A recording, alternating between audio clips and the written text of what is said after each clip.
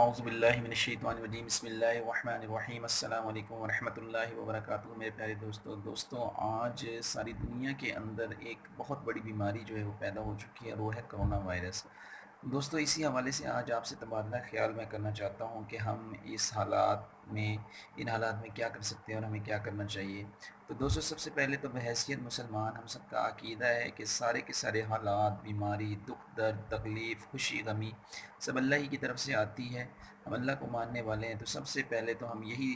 اس کو جو ہے وہ سمجھیں اور جانیں، اور اس کو ہم قبول کریں کہ یہ سب کا سب جو آیا ہوا ہے ساری دنیا کے اندر اور ہمارے ملک پاکستان کے اندر بھی کرونا وائرس، یہ ہماری اپنی ہی گناہوں کی وجہ سے ہے اور اپنی ہی غلطیوں کی وجہ سے ہے۔ تو پہلی بات تو یہ کہ ہم اللہ تعالیٰ سے سچی توبہ اور استغفار کریں، اور دوسری بات یہ ہے کہ جیسے ہمارے علماء بھی فرما رہے ہیں اور بڑے بڑے علماء فرما رہے ہیں، اور ہماری حکومت بھی جو ہے وہ اس پر زور دے رہی ہے کہ ہم جو ہے وہ خود جو ہے وہ احتیاط کریں، باہر نکلنے سے زیادہ غیر ضروری، اس کے علاوہ جو ہے وہ ہاتھ ملانے سے اور گلے ملنے سے، اور اسی طریقے سے جو ہے وہ ہم جو ہے بڑے اجتماعات میں جانے سے، اور اس کے علاوہ جو ہے وہ غیر ضروری سفر کرنے سے، ان سب چیزوں سے ہم جو ہے وہ پرہیز کریں۔ گویا کہ یہ ایک مشکل کام ہے، اس میں کوئی شک نہیں، لیکن دوستو سب سے پہلے جو ہے وہ ایمان نمبر ایک پر ہے، لیکن ساتھ ساتھ جان کی حفاظت بھی جو ہے وہ ہمارے ذمے ہے۔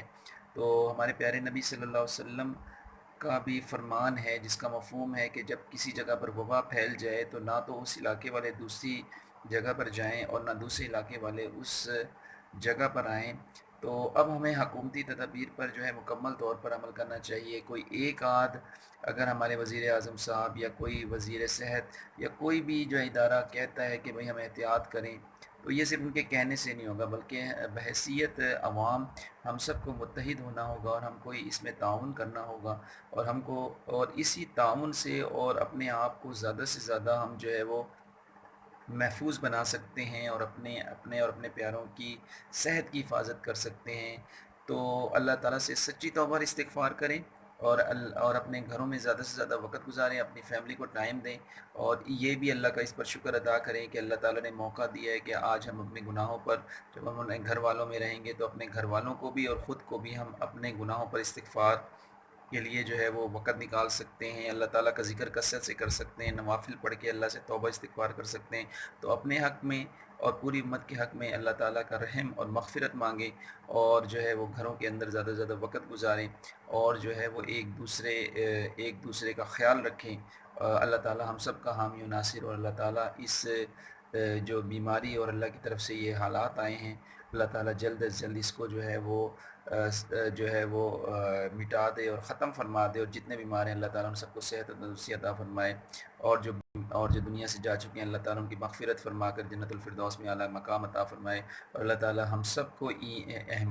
ایمان اور سلامتی پر زندہ رکھے، اور اللہ تعالیٰ جب ہمیں اس دنیا سے بلائے تو اللہ تعالیٰ ہم سب کا ایمان اور کلمہ پر خاتمہ نصیب فرمائے۔ اپنا بہت بہت خیال رکھیے گا اور دعاؤں میں یاد رکھیے گا۔ فی امان اللہ۔ السلام علیکم ورحمۃ اللہ وبرکاتہ۔